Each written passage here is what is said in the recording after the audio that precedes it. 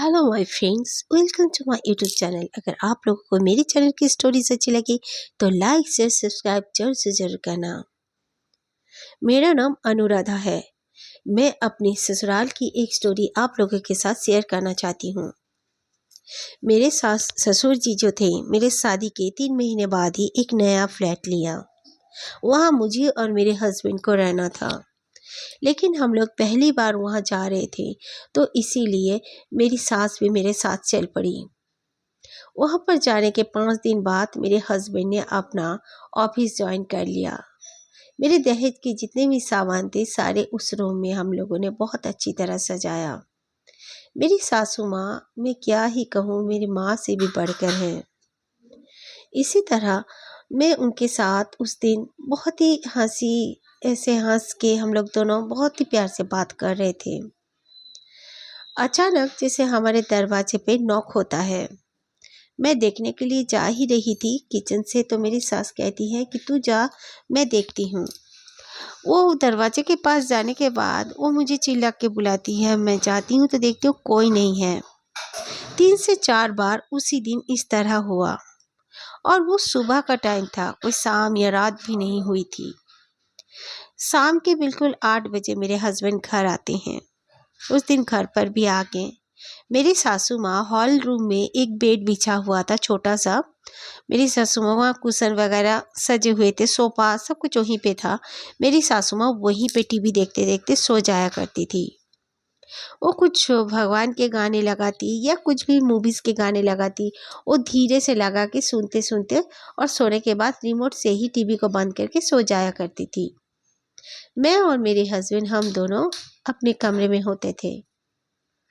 तो उसी रात की बात मैं बता रही हूँ, जिस दिन नॉक हुई है। उसी रात मेरी सासू माँ दबी दबी से आवाज़ जैसे उनके गले से निकल रहा है, जैसे कोई गला दबा देने से आवाज़ आता है, बिल्कुल वैसे आवाज़ें मुझे मेरे कान में आ रहे थे। क्योंकि ठंड का मौसम था, ना कूलर फैन वगैरह कुछ भी ऑन नहीं था। बल्कि हम लोगों ने तो अपना रूम में एसी लगाने का डिसाइड किया था, कूलर वगैरह हमने लिया भी नहीं था। खैर, मुझे जब आवाज़ आई मैं थोड़ा सा डरी और मैंने हस्बैंड को बुलाने की कोशिश की, लेकिन मेरे हस्बैंड जो थे वे सो रहे थे। सुबह सुबह उठ जाते हैं, ऑफिस जाते हैं और लेट से आते हैं, इसे सोचकर मैं खुद ही अकेले उनके कमरे की तरफ आ गई। आने के बाद मैं क्या देखती हूँ, मेरी सासू माँ जो अपना गला ही नाइट बल्ब में वो बिल्कुल दिख रही थी। वो अपना ही गला अपने ही हाथों से दबाए जा रही हैं और दबे दबे आवाज़ में, मतलब आवाज़ करना चाहती है पर आवाज़ उनका निकल नहीं रहा था। मैंने उनको जल्दी से जब झंझोड़ा उठाया तो उठ के बैठ गई और बिल्कुल हाँफ रही थी। ठंड में भी पसीने से एकदम सरबोर हो चुकी थी। मैं पूछने पर वो उस वक्त कुछ नहीं बोल पाई, बस इशारे से पानी मांगी। सामने ही पानी था, मैंने उठाकर उनको दिया, वो पानी पी। मैं जल्दी जल्दी से अपने हस्बैंड को बुला के लाई, तब वो उठ गए। आकर वो भी पूछने लगे तो वो कुछ नहीं बोली। करीब करीब आधा घंटा बाद उन्होंने कहा, उन्होंने देखा कि वो बिल्कुल नींद में नहीं थी। वो अपना टीवी और जो लाइट होता है मेन लाइट, उसको ऑफ करके वो बेड में आके सो गई। सोने के बाद उनके पास किसी ने जैसे व्हाट्सएप पे मैसेज किया। वो मैसेज चेक की और अपना फ़ोन टेबल पे रख के वो सोने जा ही रही थी तो देखा कि मेन डोर से जैसे कोई लड़की अंदर आई है। और वो ज़्यादा बड़ी लड़की नहीं है, करीब करीब वो लड़की 11-12 साल की थी और एक मिडी फ्रॉक पहनी हुई थी और उसके बाल बिल्कुल खुले हुए थे और मुंह के आगे भी पड़े हुए थे। और फिर वो लड़की वहीं पे खड़े खड़े लंबा हाथ करके मेरे सासू माँ का गला जोर से दबाने लगी। मेरी सासू माँ सोई नहीं थी, ऐसे वो बोलने लगी। मेरे हस्बैंड ने कहा कि जरूर तुम सपना देखी होगी। माँ को तो इस तरह मना ली और बोले मेरे हस्बैंड कि तुम भी आज से हमारे साथ ही सो जाना, आप और बहू सोना, मैं इस कमरे में सो जाऊंगा। तो मेरे सासू ने कहा कि नहीं नहीं बेटा, इस कमरे में मत सोना, बगल वाले कमरे में मैं सो जाऊंगी, तू अपनी बीवी के साथ सोना। मेरे हस्बैंड माने नहीं, बोले नहीं नहीं, मेरा आ जाने के लिए भी लेट होगा, मैं चाबी लेकर जाऊंगा, आप दोनों खाकर सो जाना। उनका ऑफिस में कुछ पार्टी भी था, तो वो चले गए। सब नॉर्मल जैसे काम धाम करना सब कुछ हम लोगों ने किया, लंच वगैरह किया। फिर हम लोग दोनों दोपहर के समय में अपने कमरे में जाके सो गए। मेरी सासू माँ ना ही हॉल रूम में रही और ना ही टीवी ऑन की। शायद वो काफ़ी डरी हुई थी। मेरे पास जाके वो सो गई। अचानक से हॉल रूम से म्याऊं म्याऊं की आवाज़ आने लगी, जैसे कोई बिल्ली घुसी हो। लेकिन फ्लैट ऐसा था, वेंटिलेटर वगैरह ही बस थे जो खुले थे, वो भी इतने जाली से बंद थे कि एक मच्छर भी नहीं आ सकता। इसके बावजूद कहाँ से कैसे बिल्ली आ सकता है। मैंने अपनी सासू माँ की ओर देखा तो सासू बिल्कुल अपना मतलब माँ जी अपना आंखें बंद करके वो लेटी हुई थी। मुझे लगा कि वो सो रही है। मैं उठने जा रही थी, मेरी सासू माँ ने मेरे हाथ पकड़ लिया और कहा, मत जा, कुछ तो अनप शनप देखेगी, बहुत डर जाएगी। मुझे कुछ ठीक नहीं लग रहा है, ये घर में ज़रूर कोई प्रॉब्लम है। तो मैंने कहा, ये घर में प्रॉब्लम कैसे हो सकते हैं, सब तो नए फ्लैट्स है ना, और इसमें तो ऐसा नहीं कि बहुत साल से खाली था, ये तो बनने के बाद ही हम लोगों ने ही खरीदा है। तो सासू माँ ने कहा, हाँ तू सही है, लेकिन फिर भी हमें कुछ पता करना पड़ेगा, यहाँ पे कुछ पूजा पाठ करवाना पड़ेगा, क्योंकि फ्लैट लेने के बाद हम लोगों ने छोटा सा ही पूजा करवाया था, हवन वगैरह कुछ भी नहीं कराए। मुझे बिल्कुल अच्छा नहीं लग रहा है। जब तक यहाँ पर हवन वगैरह नहीं किया जाता तब तक तुम दोनों हमारे साथ ही रहोगे। यही सब बात चल रहा था तो हमारे बेडरूम का जो दरवाज़ा बिल्कुल खुलता है अपने आप। अंधेरा था पूरे कमरे में और नाइट बल्ब मैंने जला कर रखा था जस्ट। हमने देखा वो कमरा बिल्कुल अपने आप, मतलब कमरे का दरवाज़ा खुला और वहाँ पर जैसे कोई लड़की खड़ी थी, उसकी बस एक पैर दिख रहा था और उसका फ्रॉक भी दिख रहा था और जैसे उसका जो राइट साइड का कंधा भी दिख रहा था, मैं भी बिल्कुल साफ साफ देख पा रही थी। मेरी सासू माँ बोली, यही लड़की है, बहुत लंबा हाथ करके वो मारने आती है, मैंने अपने आंखों से देखा है, कह के वो बैठ गई और जोर जोर से अपना बिस्तर के नीचे से, हमारे यानी पिलो के नीचे से हनुमान चालीसा निकाली और अपना फ़ोन को ऑन करके टॉर्च को अपने हनुमान चालीसा में देख के जोर जोर से पढ़ने लगी, बहुत जोर जोर से पढ़ने लगी और मुझे बोलने लगी कि हनुमान जी का वो बजरंग बाण जिसे चला फ़ोन में। मैंने वही किया। वाकई में एक रूम जैसे एकदम भारी लग रहा था और उधर से अचानक से जैसे धुआं निकल रहा था, ऐसे फील हो रहा था, लेकिन वो सब बिल्कुल बंद हो गया। हम लोग तो काफ़ी डर चुके थे। ये बंद होने के बाद हम लोग दोनों बिल्कुल बाहर आ गए। मैंने हस्बैंड को फ़ोन किया तो मेरे हस्बैंड ने कहा, ठीक है तुम लोग दोनों घर पे चले जाओ।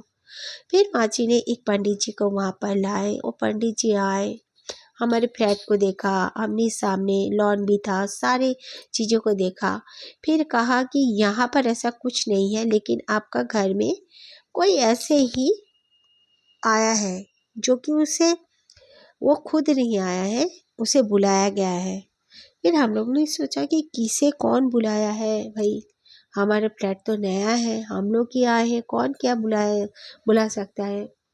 फिर पंडित जी घूमते घूमते वो बोले, एक छोटा सा डॉल था, वो एक पत्थर का, स्टोन का डॉल था। उस डॉल के पास जाकर वो अपने हाथ को रखते हुए भी वो हटा लिए और कहा कि इस डॉल को जल्दी से इसमें तुम लोग थोड़ा सा गंगा जल छिड़को, लाओ गंगा जल है तो गंगा जल लेकर आई मम्मी और उस पर छिड़की। फिर जैसे ऐसे लगा उस डॉल में, ऐसा लग रहा था जैसे आग में पानी देने से आग जैसे धुआं निकलने लगता है, उस तरह हुआ। हम लोग तो चौंक ही गए। फिर वो उस डॉल को एक कपड़े से पकड़े और एक डब्बे में रख लिया और कहा कि अब तुम्हारे घर में कुछ प्रॉब्लम नहीं होगा। फिर जाते समय मुझे कह के गए कि बेटा, इस तरह की चीज़ें नहीं लेनी चाहिए, तुमने बहुत गलत किया है।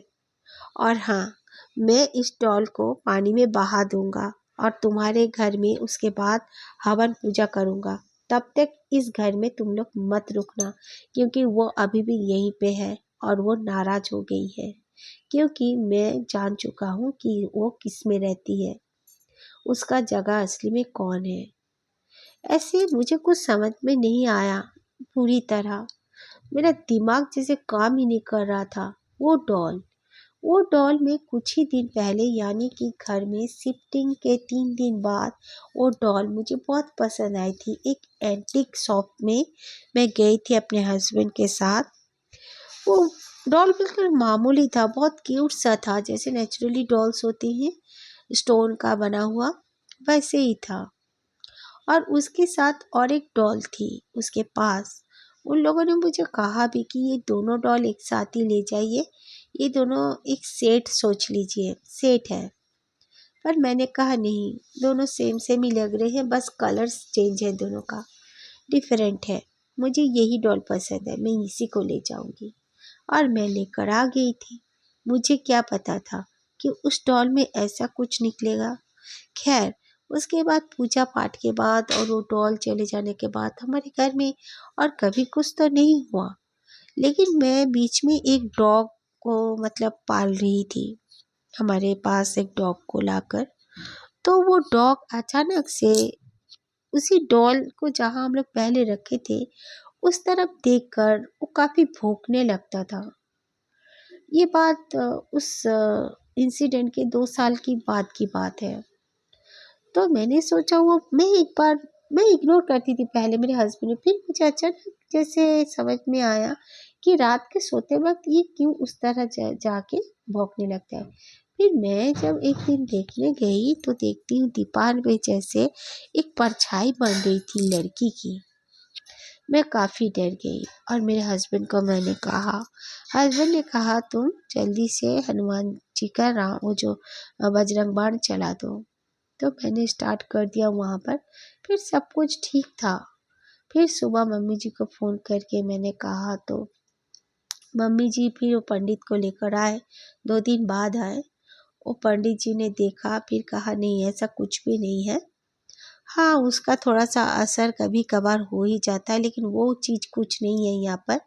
आप लोग डरे हुए हो, इसीलिए बार-बार छोटे-छोटे बात पे भी डर रहे हो, और कुछ नहीं हो सकता कहकर उन्होंने एक ब्रेक वहाँ पर लगाया यानी कि दीवार में, और वहाँ पे एक भगवान जी का कुछ लॉकेट वगैरह, ताबीज़ वगैरह लगा दिया और कहा डरो मत, डरना नहीं, खुद पे हावी मत होने देना कभी भी। और ऐसे में भी मैं और मेरे हस्बैंड हम लोग दोनों ही हमेशा हनुमान चालीसा पढ़ते हैं, और मैं फ़ोन में बजरंग बाण स्टार्ट करके रखती हूँ। कोई डर वर नहीं लगता है। ज़्यादातर आप लोग, मैं एक बात कहना चाहूँगी, ये सब चीज़ों से दूर रहना ठीक है। और सेकंड, ये सब चीज़ों को ज़्यादा अपने दिमाग में लाना ठीक नहीं है। और तीसरा, ये सब चीज़ को मतलब हावी नहीं होने देना चाहिए, डरना नहीं चाहिए।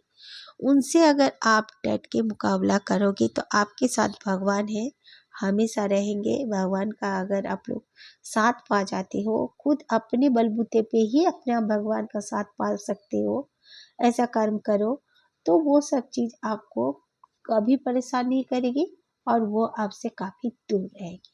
Thank you.